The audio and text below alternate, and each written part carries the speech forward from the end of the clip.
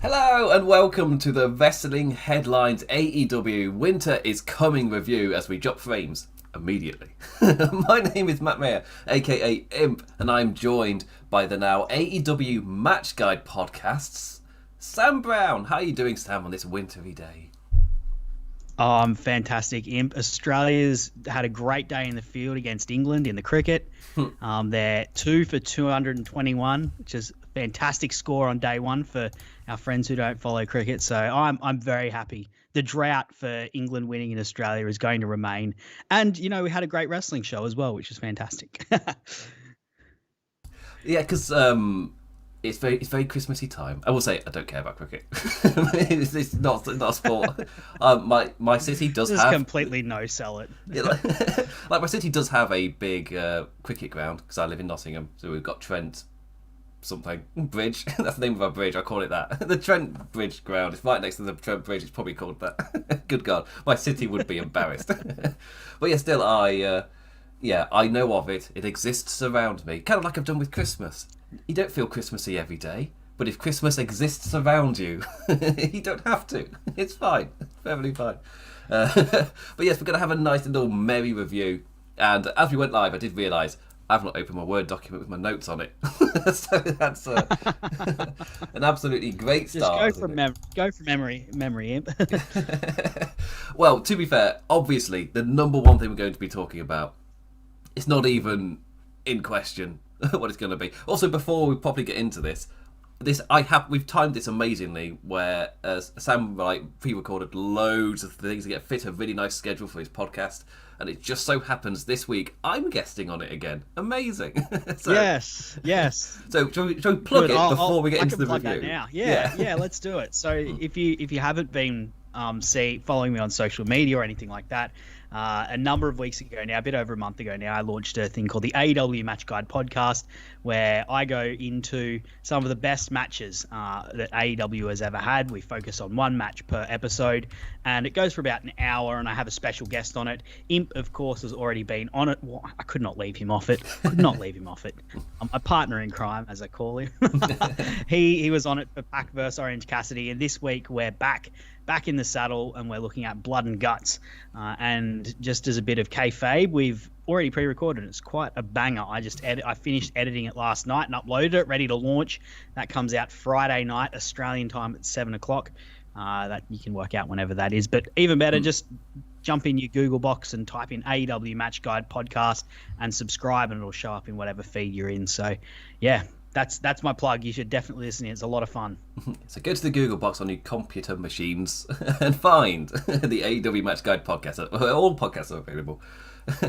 Anyway, we've wrote people in saying we're going to talk about Winter is Coming, and that's a trick. We're just here to promote the AEW Match Guide podcast. It's all a trick. Oh, you really had to bend my arm to get me on this episode. You know, real quiet episode of Dynamite. Nothing much happened.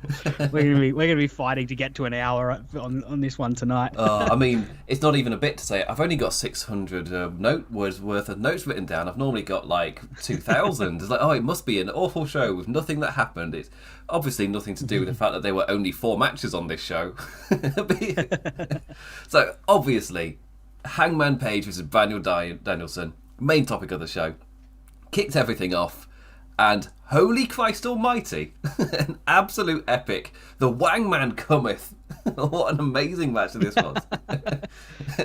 I'll give a shout out to Rich Latter because that is an Omar Cometh reference. but the Wangman is just so impossible to miss out there. But yeah, a lovely little bubbler simmering right up as Page rises to Danielson's undefeated number 1 contender challenge, and serving up some awesome spots and close as hell near falls. The crowd eating up everything on the plate right behind Hangman for the whole 60-minute first course. Holy hell, Sam. So Sam was sending me messages whilst he was watching, because I'd watched it when you were messaging me. I'd started the Photoshop, which was an absolute dick. So it's fine. It looks great. Yeah. Oh, Gareth ruining us in the chat with Daniel Dyer. It's the next one in terms of saying his name wrong. Great. Struggling enough as it is. Brilliant. But yeah, the Yeah, he was messaging me throughout whilst he was watching it, and watching the mix of emotions that, to be fair, I'd also gone through. This type of thing of, this is interesting. Where's this going? It's still going as well. It's still building. What ending? What are they going for here? And then you realise over the course of it, and by the end of the meal, you're like, oh, what a delicious course. What did you make of it, Sam? Oh, it was fantastic. I mean, I called it that it was going for an hour. In fact, I messaged you that it was going for an hour. And I think I did that at about the 35-minute, 40-minute mark or so. But the brilliance of it was that even though I'd called that I thought that this was going for an hour, I've seen hour matches where it's really obvious that they do that, and it gets boring because it kind of, you realize that that's what they're doing, and then it takes you out of the match and there's not as much suspense because you're just like, well, they're going to go for a draw. But in this one, I was questioning myself. For the last 15 minutes, I was questioning myself, and there were moments when I was like, oh, they're just going to get to the right at the end and there's going to be a win. It's going to be so epic.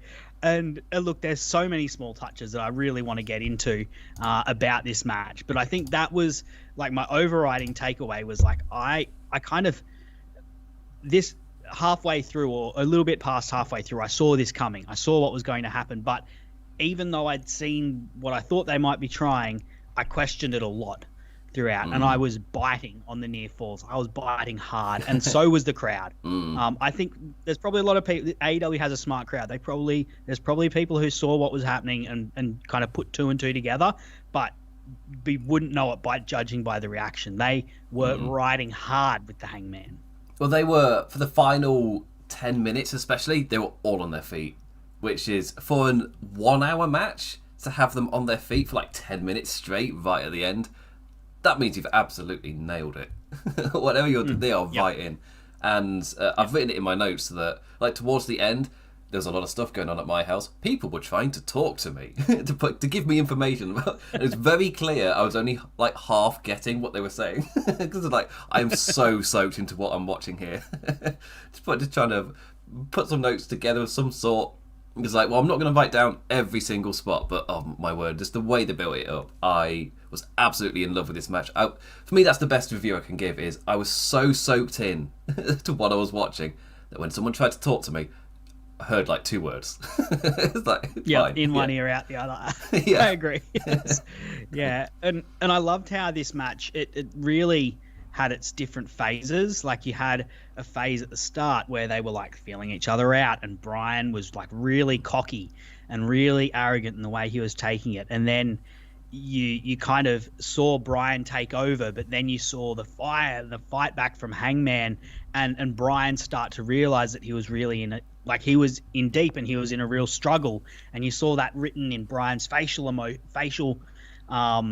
expressions. He went from really being arrogant, smiling, really self-satisfied with himself, to really gritting his teeth and concentrating and looking with fire in his eye. And then they both have big injuries, and they both take each other out, each other's biggest weapons out, and then it goes from that to both of them just gritting through the pain and fighting through the pain, and both of them sold their injuries and their what had happened to them so well throughout. And I just loved as well that within all of the grappling, with all of the exchanges, it rarely looked like they were giving anything up.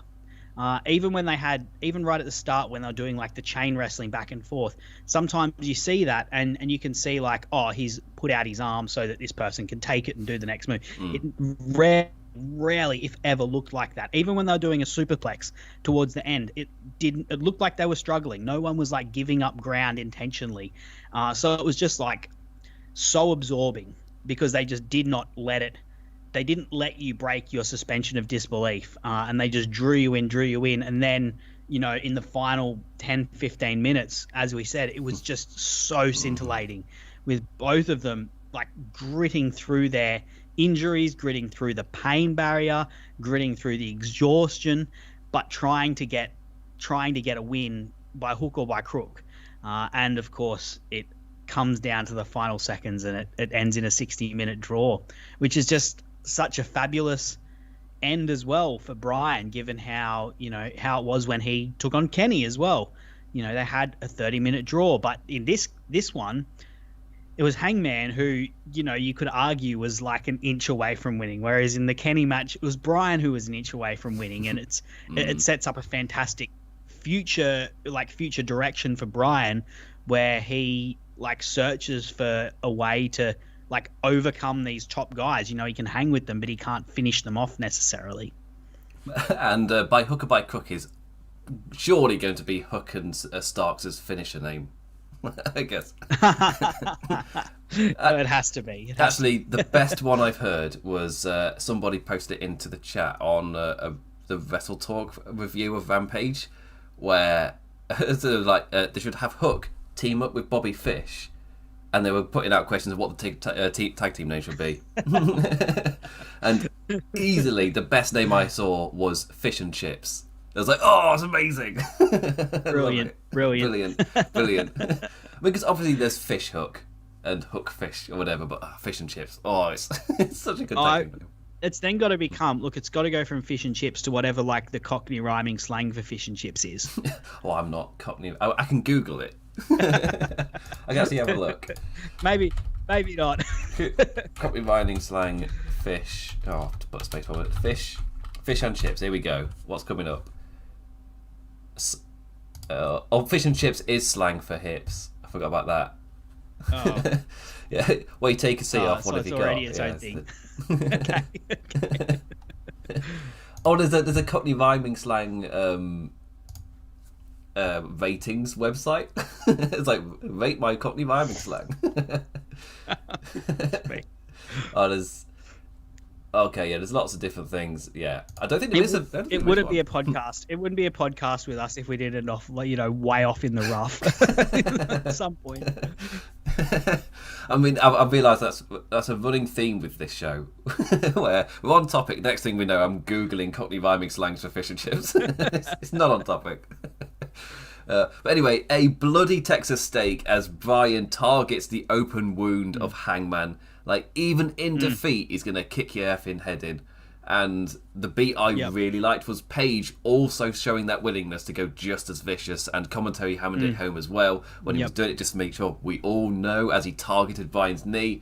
The back and forth entering uncharted desperate waters as we broke 50 minutes. And again, those final 10 minutes, the entire crowd was up on their feet. Just, you had no idea which way this one was swinging. Even though you could predict it was going to go the hour. Because it was, they'd given enough info essentially in the match for you to be able to figure it out. As in, oh, okay, yeah, this is good. So if you've watched enough wrestling, you would have picked up what was presented to you and go, oh, okay, they're going for the full hour. But my God, they were hurtling. And when they really got me was when Hangman set up to hit that final buckshot lariat. The way that the crowd did that huge cheer, that huge pop, and I was just like, oh wait, no, this would be the perfect time to swerve us from a 1 hour finish and just have Hangman pin him there. It's See, that's what I thought was going to happen at so many points. Yeah. Actually, yeah, that's for me. It's when they built up to a really strong finish so many times, only for one of them to kick out. For me, that was when when I started to fall in love with the match, because I'm buying all these finishes. this is for them to actually get me to buy so many false finishes. That's something special, because I would say even Omega Okada, even in their massive that 1.5 hour insane match, that even there I didn't buy a lot of the finishes. Like the big one was when Omega just collapses to avoid the Rainmaker. That's an amazing kind of false, really building to a finish, and then it just disappears. That's an amazing beat for that. But in this match, I bought so many finishes, and he saw the crowd doing it as well, which is the absolute telling point in terms of how well this match did, and also what really helped in terms of how the crowd did with this match. There were kids on the front row as well, on both sides of the ring, and the thing I could really tell was you've done really well when a child children don't have the best attention spans. But over 50 minutes in, there's a kid on the front row with his hands on the guardrail, just eyes wide open. And it's okay, you've sucked a kid into that level of attention. Just, well done. Awesome stuff. what a way to get Hangman's title run off and running. Like I was in the lead up to this, I was like, oh man, this is not feeling super hot on Hangman's part. Like, I didn't think he did a great job when he was on commentary. I understood the direction, of course, with Bryan beating up all of the Dark Order, but I was like, this is like a Bryan story. What's Hangman doing? But, it's all forgotten because they just absolutely nailed the match and have set a really high standard for future title matches that Hangman's involved in.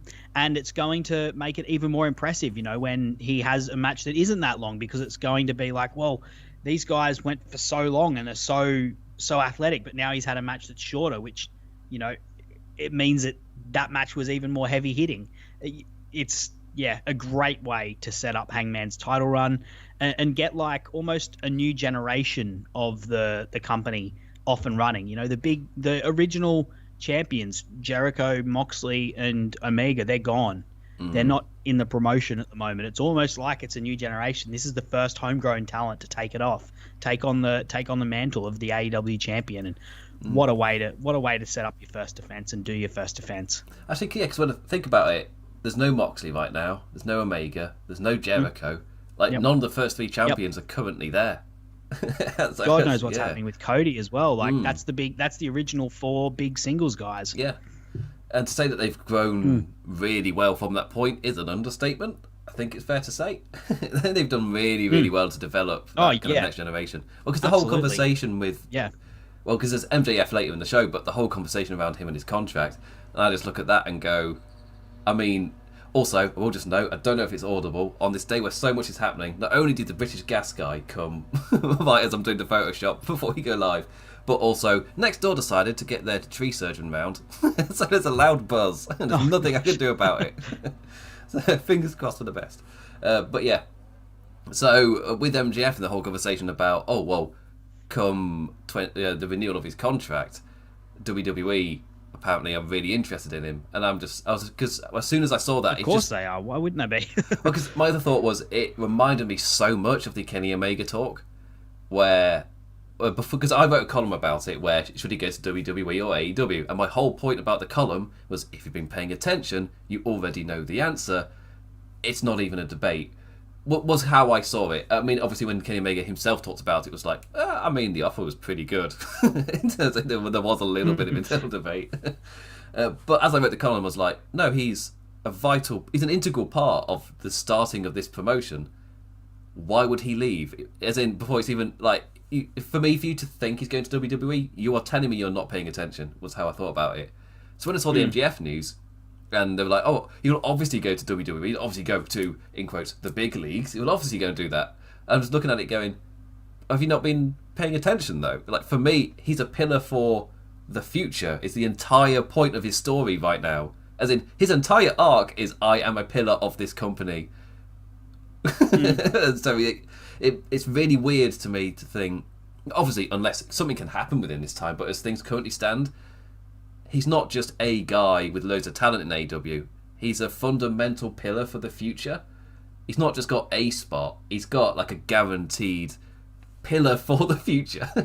So for me, it feels so much like the Omega discussion from a few years ago. Yeah, look, I understand where you're coming from with that. I think part of it is we just don't really know who MJF is. Oh, yeah. Because he's so wrapped up in his character. We don't actually know what kind of person he is, what he's like, what his values are. And so, it's easy to get wrapped up in who his character is. And that character would definitely would most definitely be very heavily considering WWE. And the only thing that makes me pause is he is a guy that would suit the WWE. He has all of the attributes that would make a great WWE performer. And as we've seen today, today with Kevin Owens re-signing with the WWE, even in this era of budget cuts, Vince is willing to open the purse strings for people he wants to keep.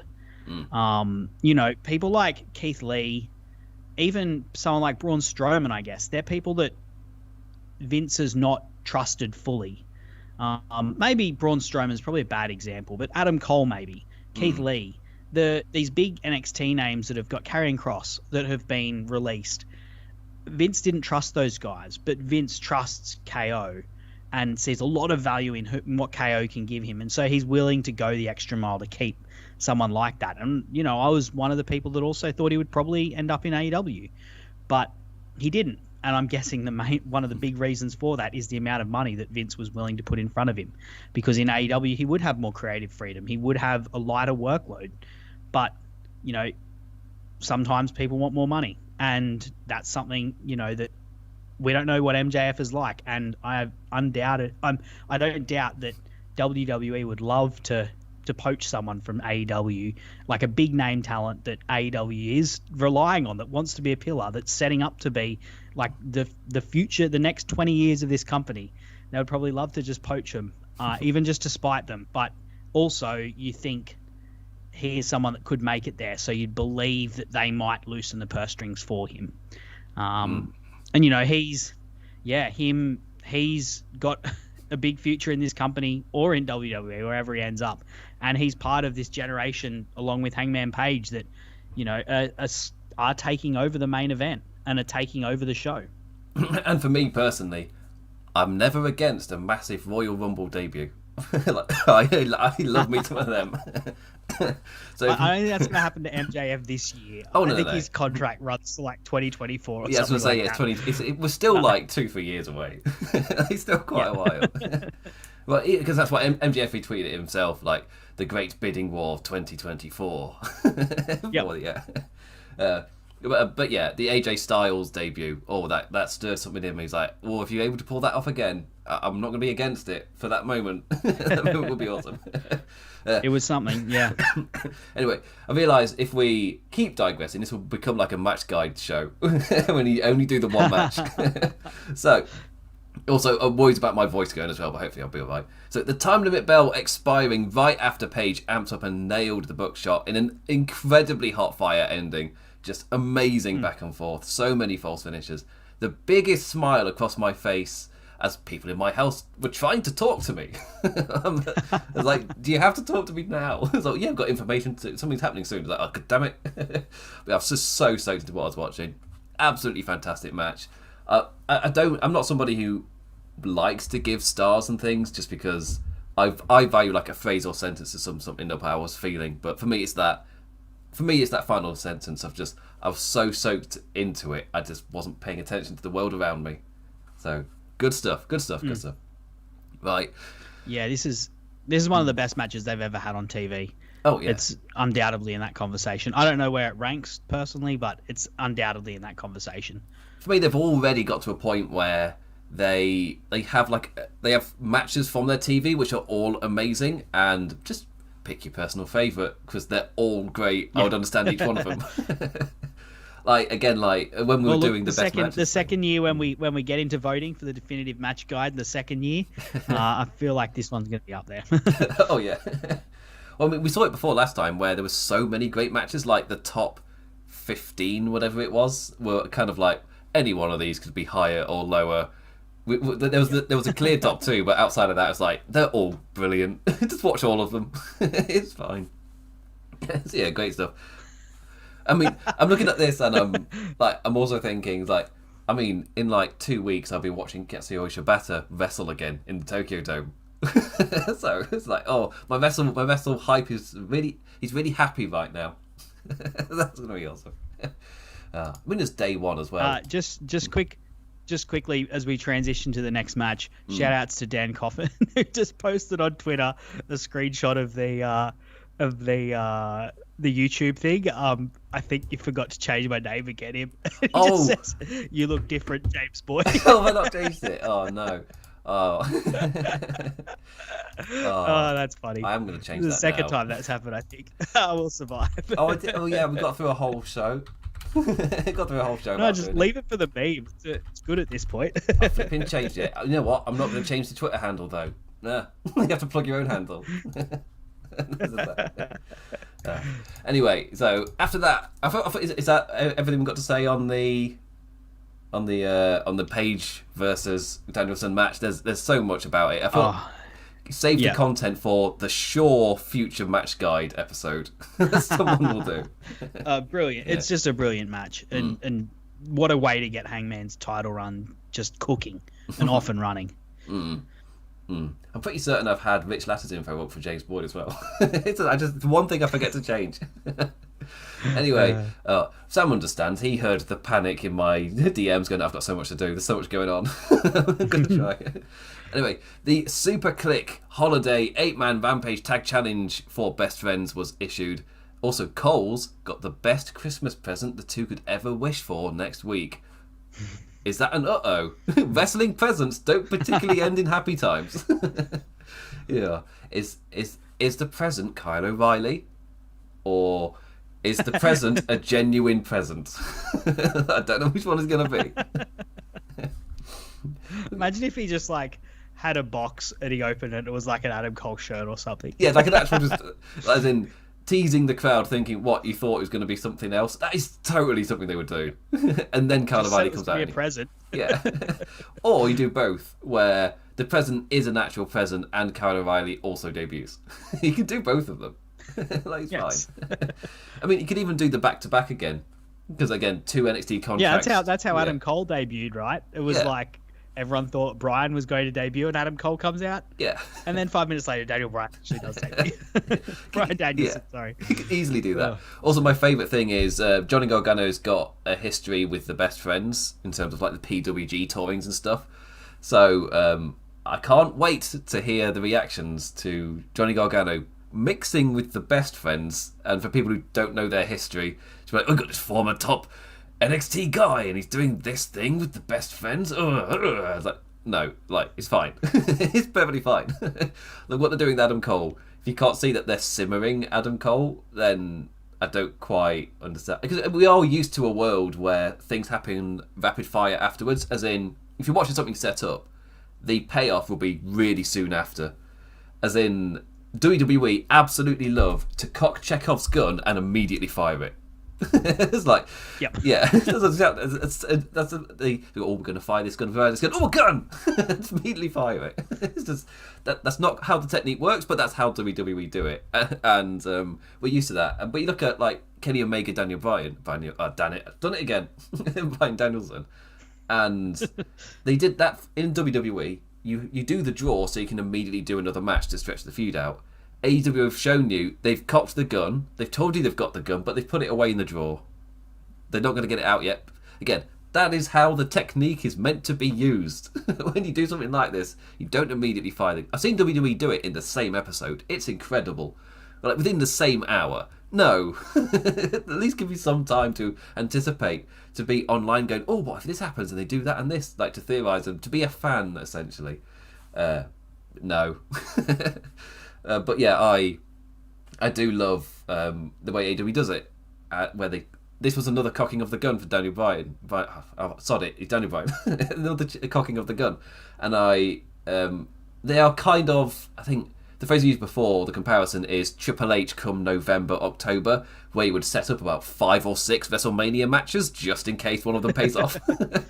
And that's AEW's kind of booking technique, is you cock loads of guns and you put them all away in different drawers.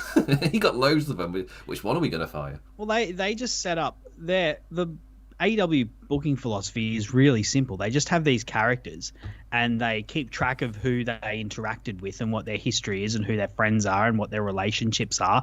And it just gives them this web of interconnected stories they can tell, because you can go, oh, this person's friends with this person and they did this other thing. What happens if I put Adam Cole and Orange Cassidy together? Oh, these are all the things that spin off from it, and you've immediately got stories happening. It takes discipline, because you've got to keep track of things and you've got to remain consistent. But it makes sense. Or what happens if Hangman and Adam Cole have a segment? Well, immediately you've got all of this tension, all of this story that comes off, because there's so much history that they can do, and then there's all these other relationships that people have, and it's simple, but it takes discipline and it takes time to work it out, but they do a really good job of it. It's fantastic when they pull it off. All this week I've been slowly putting together I'll call it a mammoth column, but I definitely want to slim it down. But the entire point of it essentially is my analysing my dwindling fandom of WWE and also relating it to other media around like every date and point I'm talking about it. I sent Sam a snippet because I was like, I've written like 2 paragraphs back into writing for the first time in ages, and I'm immediately just making Doctor Who WWE relations. I was like, just want to check I've not just fully drifted into Doctor Who analysis here. This is this is still stick to wrestling. But my entire point essentially is what we were just talking about here. If WWE, they do the whole thing of, oh, we're not wrestling, we tell stories. We're not competing with other promotions, we're competing with other TV, with time. That's what we're competing with.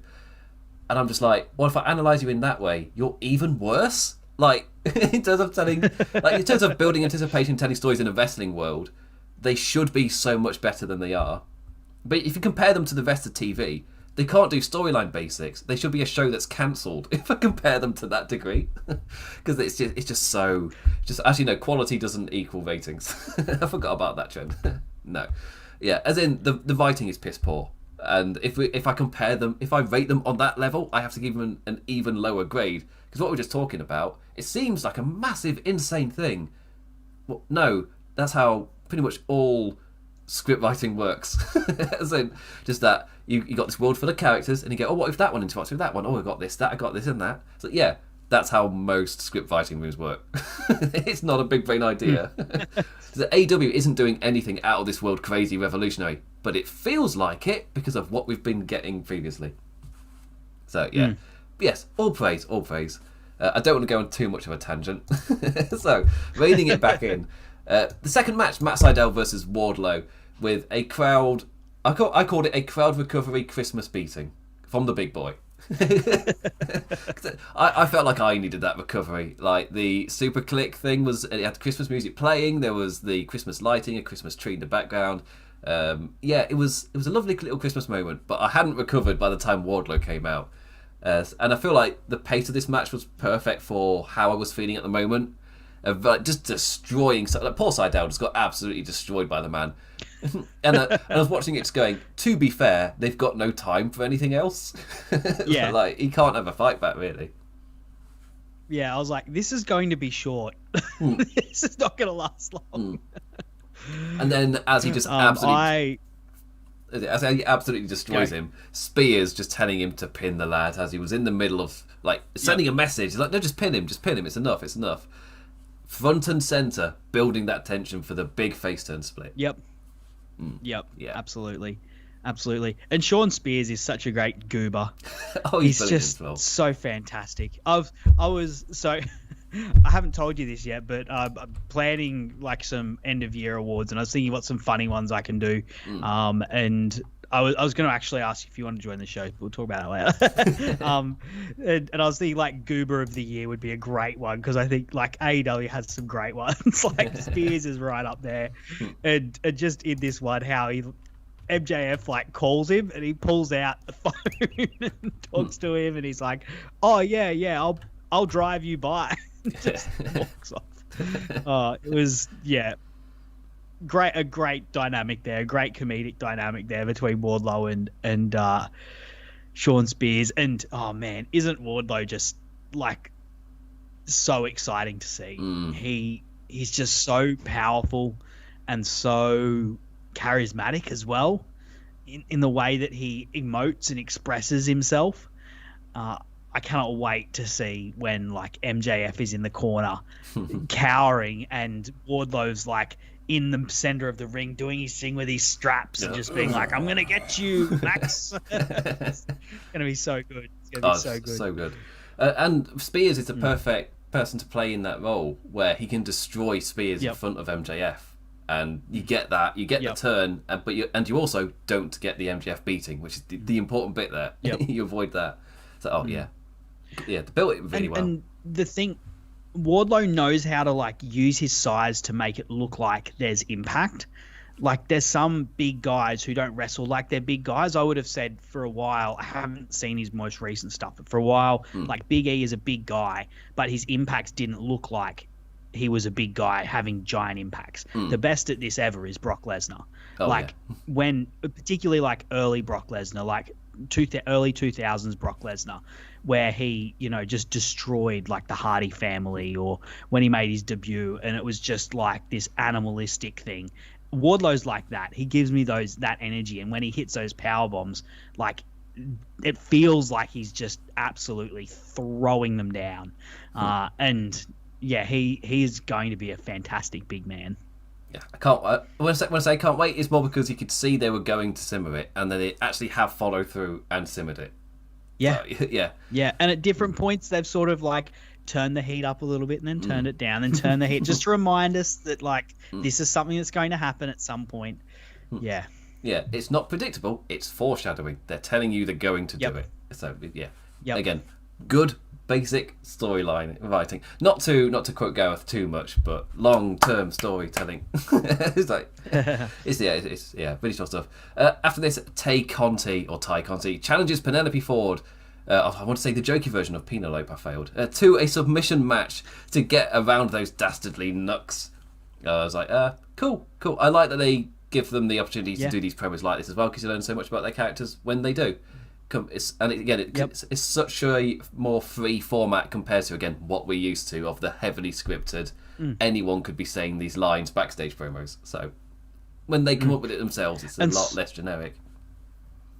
And so much better than like this particular show, because they were so pushed for time. They had to like do all of their promos really. They had to truncate them all. They didn't have like the really annoying interview segments that have just seemed to overpopulate Dynamite, where there's an interruption and a beatdown in the middle of an interview segment. They have like 3 in the show. They didn't get to do that tonight, and it was really good. Like this was perfect for them. It like gave them. They both had a chance to say why they're special, why they're going to be good in this match. Penelope, she's super flexible and has a great submission hold that she's really good at putting on people. Tay Conti is a judoka, so of course she's going to be good at this. Like it just immediately set up, as you said, like got to show their character a little bit. Yeah, this is really cool, and it's just yet another benefit to the way they've been, really booking the women's division well in the last couple of months. Really, they've been really putting effort into it, and the characters are shining through, and we're getting to see like all these sorts of spin-off matches, like the one we're just about to talk about as well, that are flowing out of it. It's really good to see. There's a reason that in my notes for most episodes I've just making the gag of teleporting Tony. Here he is once again, because there's so many Tony Schiavone backstage interviews, and he often back to back where he's jumping about all over the shop. But did you hear in the Wardlow and Seidel match that Taz goes, "Oh, I got so wrapped up in the match I didn't realize Tony had ducked off." All right. That's kind of cool.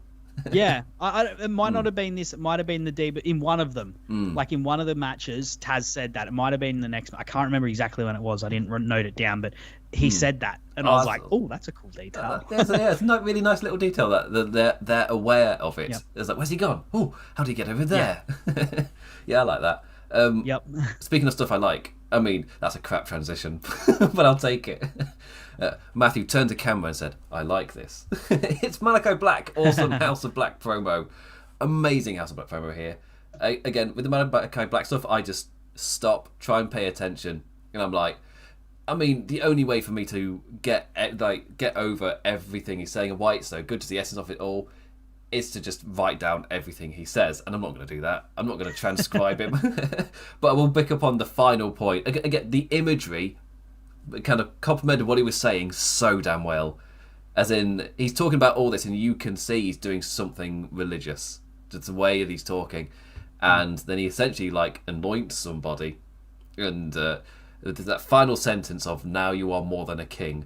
And when I went onto Twitter earlier, it's like, "Oh, who's that going to be? Who's the person? Who's the person? Everyone, who's the guy? Who's the guy?" Which I mean, immediately, the same thought I had was the first one I saw was Brody King, which would be amazing, especially with Ring of Honor now on their, I guess, hiatus for the rebrand, and those two have tagged together before. Yes, they tagged together in PWG, and someone sent a picture and go, look at these tattooed men. Oh my god, they look amazing together. Yeah, I personally that sounds like an amazing death team. Death team's the best way to call it.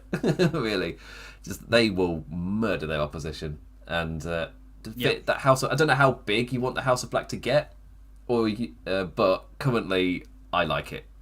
So you do it. You can Lij it with a. They had Naito doing his stuff, but then you slowly introduce like one person maybe every half a year. Yeah. Then you stop for like 3-4 years before anybody else comes in. I feel like a group like House of Black is perfect for that. Yeah. Look, it doesn't have to be lots and lots of people, and it's good to have multiple people it's good to have these little faction or just little partnerships, because it means that you can have tag matches, and you can have the way you can create stories is between the relationships between the two people and how they interact with other people. So I think it's great if it is Brody King, if it is someone, because that was my thought. I was like waiting for this person to turn around, and I just looked at the guy's shoulders and his size, and I initially was like, oh, this is going to be Wyndham Rotunda turning around. But turns out Brody King would be a much more fitting and make a lot more sense, particularly given that he said now you're more than a king. So yeah, that would be fantastic. He would be a great addition to the AEW roster, and a really good partner for Black. There's a lot of synergy there. That makes sense. Because I was just thinking, because the main thing more than Andrade. Because for me, I like Malachi Black's and Andrade's relationship, because it's a lot like the Andrade MJF one. Well, like when he got FTR, they're not friends; they're closer to business associates. So when they work together, it's like there's an understanding, but they're not going to be in the same faction together. They're not best buds; they won't be hanging out. Andrade's not going to whatever religious building House of Black lives in. He's not going to be going over there to his den. He's not going to be hanging out, drinking blood from a flask. I don't know what House of Black does. The character in kayfabe, who knows what he does?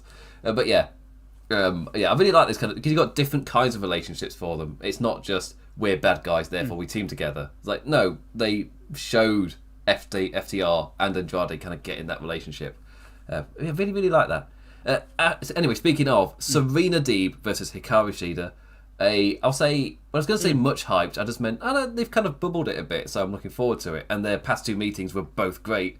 So it's like an under the surface. We've got an under the surface banger here. Only problem, I'm still knackered from the opening match.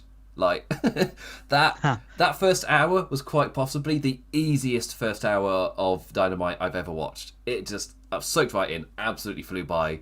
And because I think when they said we're getting towards 30 minutes, I was like, it doesn't bloody feel it.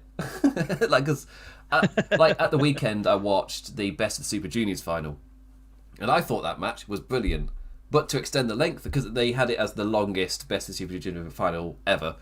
But part of the way they did it was they had a bloody House of Torture attack during the match. So that kind of downed both guys. But then the whole point was, because both guys were down, they were kind of on a similar footing for the ending, where they're both just knackered and throwing everything at each other and just still kicking out kind of stuff. But they used that kind of extended, which meant that you felt the length.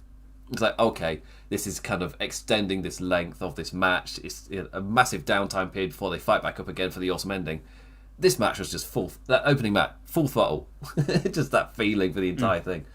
And then, but that does mean for the rest of the show, I was like, oh yeah, there's now the rest of the show. And I don't know if I've got the energy to care, particularly.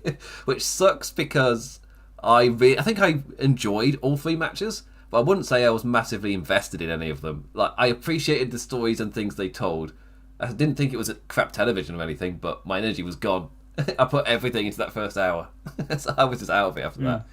I understand where you're coming from, but I did not have that experience one bit. Good for you. Like, these are probably my two favourite female wrestlers in AEW, and I like their first match. I really love their second match. Like, I haven't rewatched their second match yet, but I think it's probably, I'm close to putting it as like my favorite women's match that AEW's ever put on. Ooh. And this was really good as well. Just like the contrast between them two, both of them were wrestling like they had chips on their shoulder, like they had something to prove, both in kayfabe and also in the meta sense of like, they sort of haven't been utilized as they probably should have been as like two of the absolute premier female talent in AEW, but also in outside in kayfabe. Both of their characters have been slighted and been disrespected by the other, and I was really pumped for this match. And I loved how fiery it was right from the get-go. I loved how the contrast between the two of them. You had Deeb, who is like this wrestling professor, who just ties her opponent in knots, and then you had Shida, who is much more powerful. She has strikes and like sort of the suplexes and slams that she can use and pull out to have high impact and create big amounts of punishment. And both of them went after different parts of their opponent. Like Deeb, she just went for the knee as she has this entire feud they've been having and series they've been having. She's just targeted that knee, and yeah, it built up to something very good. I think the crowd probably felt the same way you did, Imp, but they did get into it, and that speaks to the quality of this match. And I really just love how creative these girls are in the way that they create some spots. Like there was one bit where they fought to the ropes, and because this is so fiery, like even though they fought to the ropes and Deeb had Shida in a submission, Deeb still held on, and Shida just started booting her, just started kicking her as the referee was trying to get rid of them.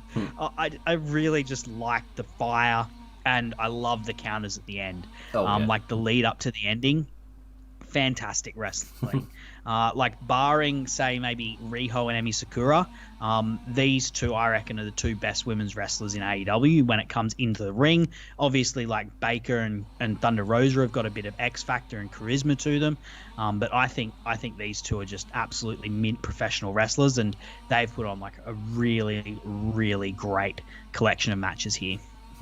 And whilst we're talking, Jake Austin in the chat just saying timing with everything in time zones, but yeah, just wanted to acknowledge that our existence for heading up to work. So thanks for that, Jake. I appreciate your acknowledgement. Welcome to my life, Jake, on the other side of the world.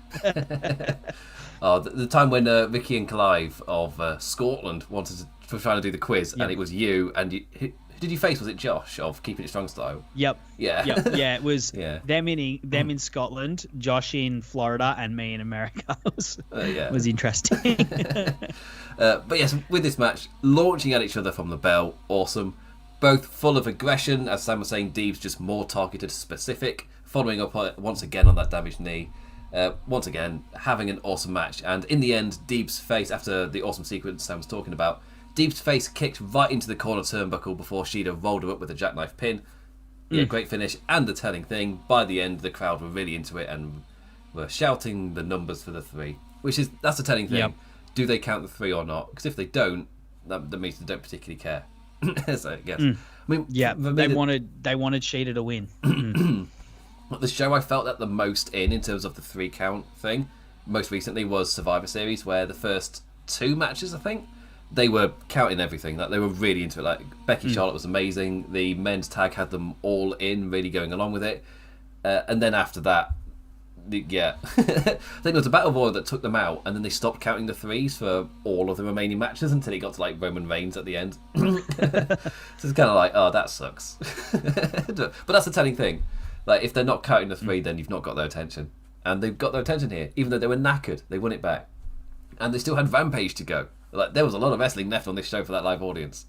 They finally got to it. Yep. After that, Varsity Blondes. Griff fired up past return, taking the fight to Black, ignoring Pillman's logic and walking headfirst into a sure beating. Especially if Malachi Black has a king with him. Good God. He's in trouble. Oh, poor man. Poor man.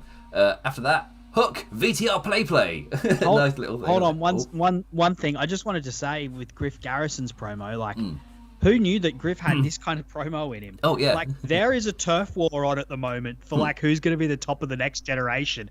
And it, like, you think that it's going to be Jungle Boy and Darby Allin and maybe Dante Martin, but like there are guys like Griff Garrison who are just like showing up left and right, and whenever they get a chance, they are delivering. There is like a true battle in the AEW locker room for like who's going to be the kings of the next generation. And I don't think like you think you know who it's going to be. You think like Jungle Boy's got the lead, but I was really surprised by this and encouraged, and I'm looking forward to seeing what happens in this match. Oh, and little tidbit I found out in terms of like investing behind things. I found out that Griff Garrison is the same agent as AJ Styles. Don't know what that says. Maybe the man's got an eye for talent, maybe, and has seen something in this man. Also, I didn't realise like Pillman Jr. is 28 as well. I was like, I thought because he got the high school gimmick, I just assumed they were both like early 20s, like with that stuff. I was like, it's like in a movie where they get like a 25-year-old to play a teenager. Yeah, I was like, come on, Tobey Maguire, I'm just not. You're like, no, got like a 30-year-old man crushing over a teenage girl. Like, no. I don't buy. I mean, Kirsten Dunst is clearly not a teenager either, but still, at least try. But yeah, I was really impressed with Griff as well, and Pillman played his role perfectly fine. I was like, you can't do that to Julia. I'm going to punch you in the face. Or, at least it wasn't. It was better than that. Hook VTR play. There's a recap of the megastar in the making that is Hook, and they gave a moment for Taz just to hype up his son. It was just lovely. It was lovely. You can tell he's absolutely loving this. And I think Taz even said he put over as like, no, but this man's all about the business. Like, he's onto that next thing. I'm going to let him roll with his own creations, essentially. He's like, oh, awesome. Because also news coming out that everything to do with Hook in terms of the presentation and the ideas behind like what his character would be like, that's all Hook. That's all him. And apparently he's got like a brain for that side of it. It's like, that's another second generation guy. That's another guy who's part of this fight, Yeah. Because it's the four pillars. Crazy. Because people saying, it's Hangman future pillars. Like, no, for me, Hangman's a current. It's going to be the four pillars. But I'm not so sure. Like, they've got the early lead. We don't know who's actually going to win the race. Because there's for me, Hangman's a current. He's like the final pillar of the starting four. And then after that, we got like Darby Allin, MJF, Jungle Boy. And then after that is what somebody donned on Twitter as the four killers. It's like, oh yes, we're in Hooks in that one. Like Dante Martin and I guess the other young guns that we were naming. Daniel Garcia. There's another one. So Daniel many. Garcia, Wheeler Utah, Little Shoddy. God, there's so many. Oh yeah, can't remember his name now. Lee Johnson. And Lee Moriarty, yeah. Like, there is, I'm ready for one of the four pillars to be replaced. Like, by like some of these people. If you want Lee Moriarty and Lee Johnson to really get over, you debut Keith Lee and put them in a stable called the Lees. And oh my boy, they'll really get over. That's all. Lee. Well, they put themselves up in the ring by chanting Lee. Lee. Oh. If you get the right theme song, that can work. Like the Samoa Joe WWE theme song where everyone just, chants the Joe to it. Like, that can work. That can work. I mean, probably don't call the stable the Leaves. That's probably not going to really get them over. Oh, it's hello. The Leaves. Oh, hello, Australian cat. We've got Rupert. G'day, Rupert. He's a beautiful little cat. Have I got a transition with cats to this? I don't really know. It's Eddie Kingston. I don't know. He's a cool cat. He's a cool cat. Oh yeah, there we go. Challenging Not Cool Cats 2.0 and Garcia to find some friends, as they'll have the Lucha Bros and Pride and Powerful on his side.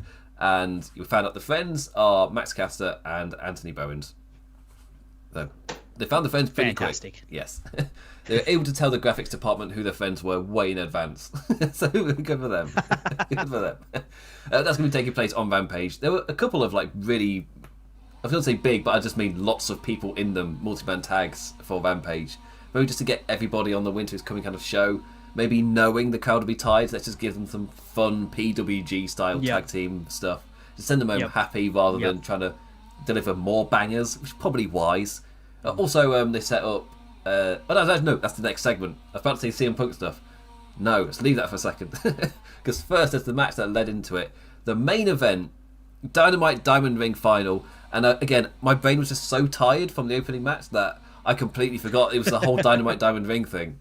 I was just like, oh yeah, here's MJF versus Dante. Yeah, cool match. And then halfway through, I was like, oh no, yeah, this is for the Dynamite Diamond Ring. I just completely forgot. Completely left my mind. Also, before the match, Maxwell with some choice words for CM Punk and Texas, as he earns himself a "shut the F up" chant. Just, and running on Punk for, like, the best he could do was "your local sports team sucks."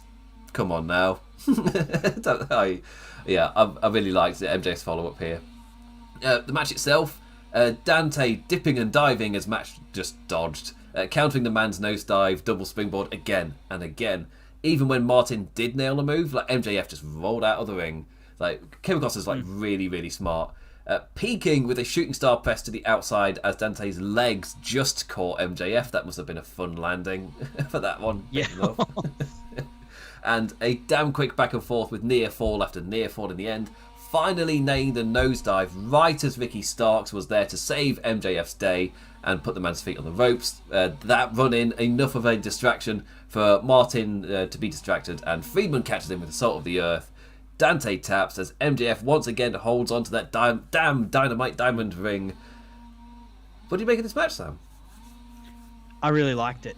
I love the contrast between the two. It was a pretty, and this is something that happens in a lot of MJF's matches, right? Like, he goes up against, he is smart and he's cunning. He knows when to pick his spots and when to go for the kill, and he gets up against guys like, a fearless one like Darby Allin, or in this case Dante Martin, who's just so athletic. But one of the things that I really liked about this match was, you mentioned how MJF is really smart and he like rolled out of the ring, but Dante is just like so freakishly athletic that MJF just, he had a moment where he couldn't escape because Dante Martin's just so athletic and so fast that he was everywhere. He like rolled out one side of the ring and Dante Martin like does a flip over to the other out of that, rolls out another side of the ring. Dante Martin comes over and does another flip, rolls out the other side of the ring. Dante Martin's in his face doing a springboard shooting star press. Like, it was I liked that dynamic, and I liked how it emphasized how quick and how athletic Dante Martin is, how much of a freak he is, but also it emphasized MJF's resilience. And as I said, like, MJF is smart and cunning, and he knows when to like pick his spots and go in for the kill. And I love his facial expressions throughout as well. He, of course, we know that he's cocky, but he like has a great focused face of when you can see like he's lasering in on something and he's going for it, because he thinks he can do a hit and run, and yeah, he won this match, and I love him winning again as well. I love that they've set up this Dynamite Diamond Ring thing for him to win like year after year, and maybe he loses next year, maybe he wins again next year, but like it's going to be massive the time when he finally doesn't. Because they've now set up this thing that's like, this is the thing that MJF wins every year, this Diamond Ring. So there's going to be 1 year, and I don't know when it's going to be, but there's going to be a year where he doesn't win it, and it's going to feel huge, which is brilliant. For me personally, I'd love Jungle Boy to win it. They're like the next week coming out in his jungle suit. Oh wait, no, that sounds like bird suit. Coming out in his it could be Jungle Boy, it could be Wardlow, it could be Dante, it could be it could be any number of faces. Oh, that's a shout, like it could be any number of faces who end up beating him for this, but it's going to be huge because this has become like the MJF wins this thing every year deal. Yeah, I like that. And of course MJF has to get to the final every time as well, even if he loses. It's just his thing. Yeah. But then the lights go out. Ooh. Oh, I've not got a black background, so I was like, I could also have the lights go out, bang. But who? It's not a debut, it's Sting and Darby with the return attack from Rampage. And in terms of, because I didn't see anything online, because I thought if I go onto Twitter, I see loads of disappointed people going, oh, there's no debut because it's Winter is Coming. They maybe expected something. But then I was going by reading the crowd as well. The crowd weren't chanting for they didn't go, oh, it's just Sting. They were chanting for CM Punk, a man who's already with the promotion, chanting for CM Punk to run out and save them. The crowd had read the room and were chanting for the part of the show. Like, a debut would have been a nice surprise, but they didn't need it. They'd already had enough fun, and CM Punk coming down would just be like the icing on the cake. And that's what he got. Just pelting it out there with a pro-abortion t-shirt in Texas. Like, good on you, CM Punk. Oh, really? Yeah. Is that what he had? Yeah. Good on him. Yeah. Far out. Good on him. I can't remember. It's something like get yourself over uterus and then make a decision. I think it's something like that. That's pretty much the message on the t-shirt. Out. Yeah. Good for CM Punk. Far out. Good on him. But yeah, so I didn't notice that, but yeah. Wow. But he did come down to attack humans with a baseball bat. So he's charging down with a baseball bat. Don't worry, it's Sting's baseball bat. It's CM Punk's like, oh, I don't wield weapons or anything. It's someone else's weapon. So, yeah, helps fight off the baddies, gives Sting his baseball bat, and then we get this is an interesting cross generation of Sting, CM Punk, and Darby Allin all teaming up together. That's it. Yeah. And an interesting. Did you notice the little stare down between Punk and Darby before Darby kind of accepted CM Punk's I don't know what you call it when they do like the sideways handshake like that thing. Yeah. But there was an interesting moment before that happened. Well, because they acknowledge the past happened. This is kind of like because they're both baby faces doesn't mean they suddenly forget 2 months ago or whenever it was, September. Like, obviously and they'll they remember. don't, and that Darby didn't actually want to beat CM Punk. Because he wasn't just happy to be in the ring with CM Punk. He wanted to beat him, and he lost. Which is that rubbed him the wrong way. So even though they're both good people, Yeah. When I like that.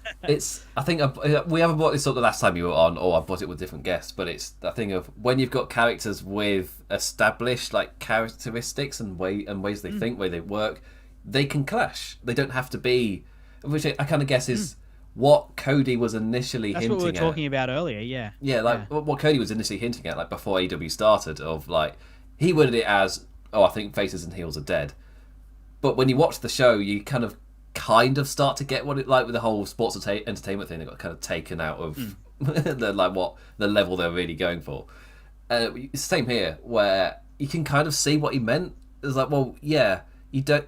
If you establish characters, they can all clash with each other. It doesn't just have to be this is the bad one, this is the good one.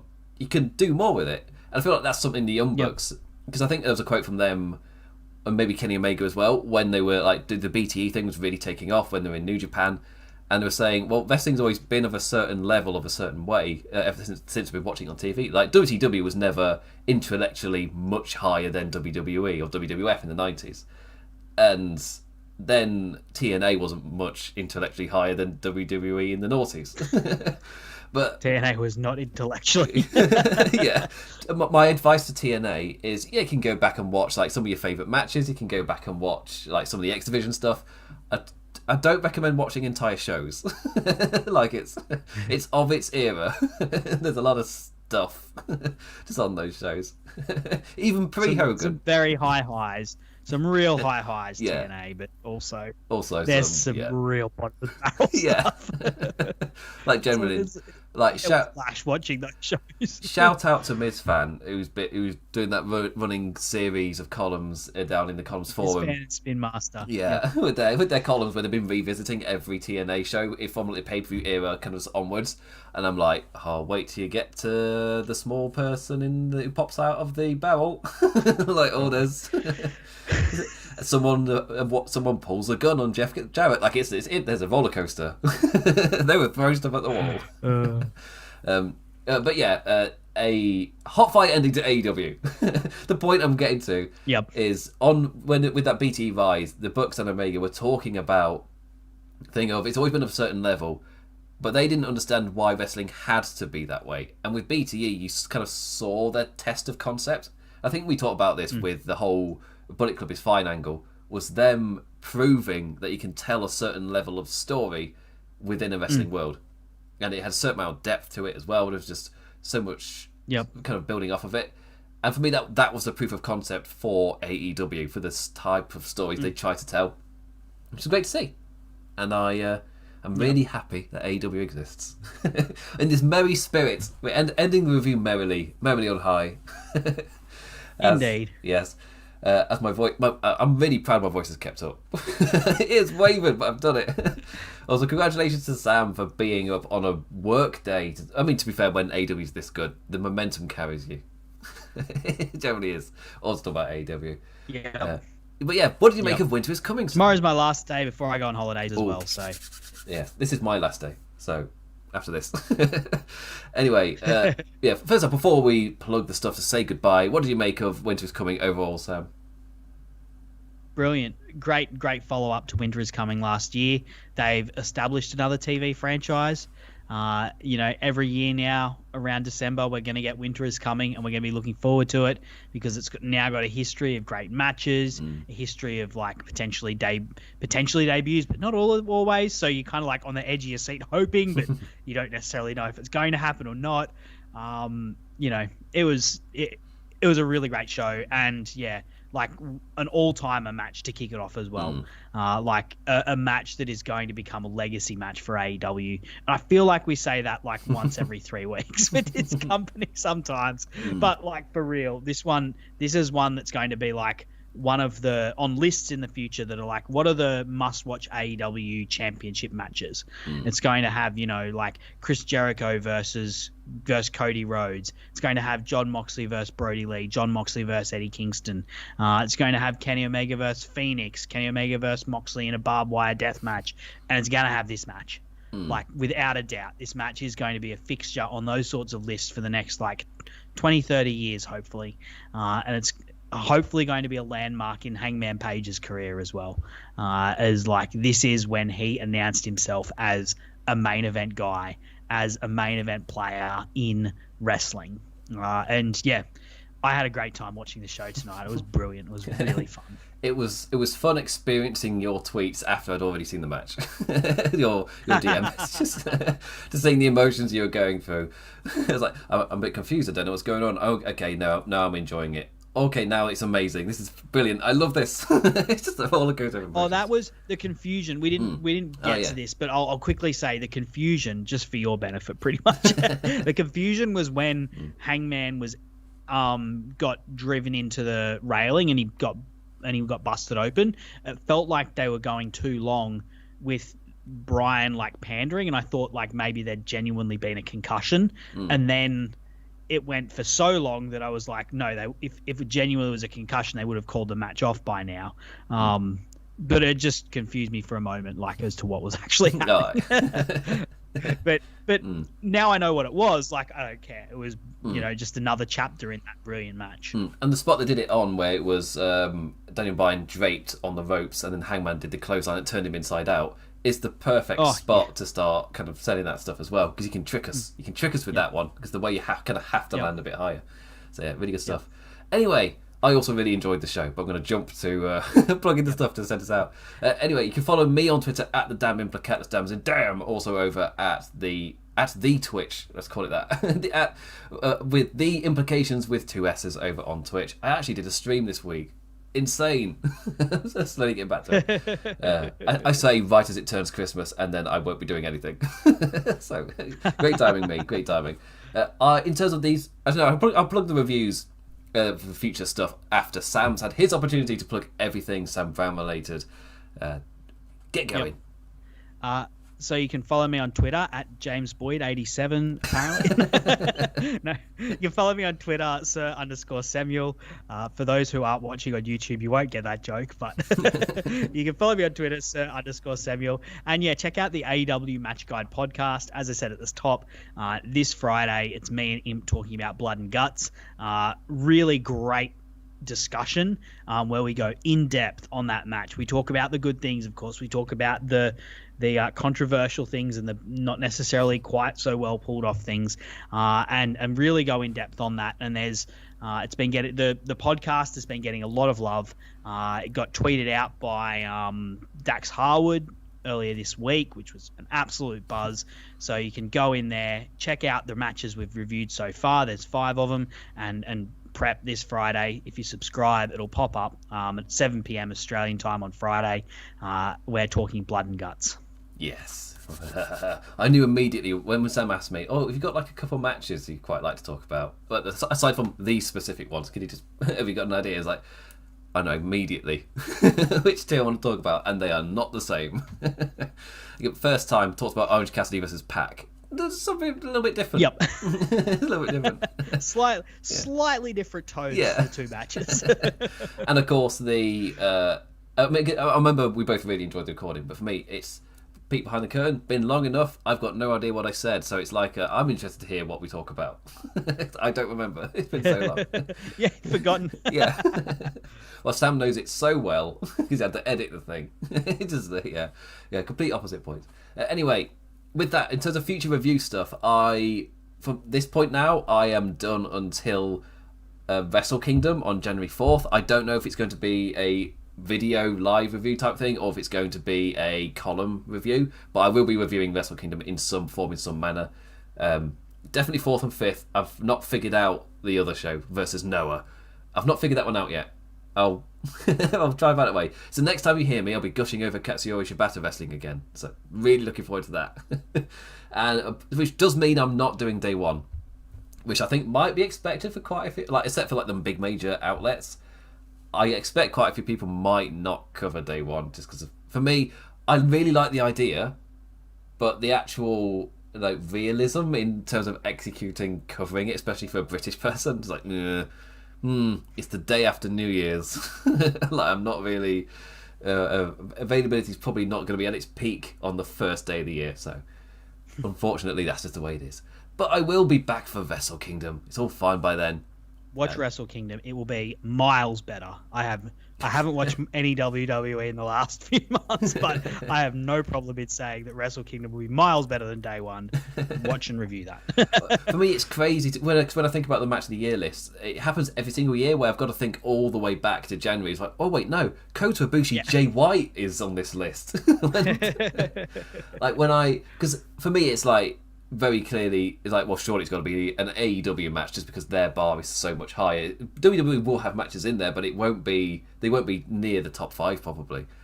That said, Jay White, Kota Ibushi, like, oh my god, no, I've got these other matches to fit in. How am I going to do this? I've got other things to put in. So yeah, Wrestle Kingdom, they were, for an era, they were churning out match of the year right at the start, and they weren't even beating that themselves. That would be the best match, end of. For the entire year. Yep. But now we've got AEW, so we've actually got some contest in that nerdy field of what gets the best stars. So that's going to happen. Sam, and again, we did do the end of year awards last year, so there's an established thing for there's room to do it at some point in. I can't remember how long the votes took. Maybe it was like February, January. I can't remember when we actually got it done. It's quite a long voting period, and then Sam correlates it all together. So it takes quite a while. So anyway, that'll be probably the next time you hear Sam Brown on these waves, whatever the NBA thing is. Anyway, with that, I'm going to finally end this show. I can feel myself blabbering because I need food, I need water, I need to refurbish myself. So with that, I bid you adieu, and Sam Brown bids you. Hooroo. I was going to say for the podcast listeners, it was more of a visual good day, more of a visual salute. It's like, ta-ra, ta-ra.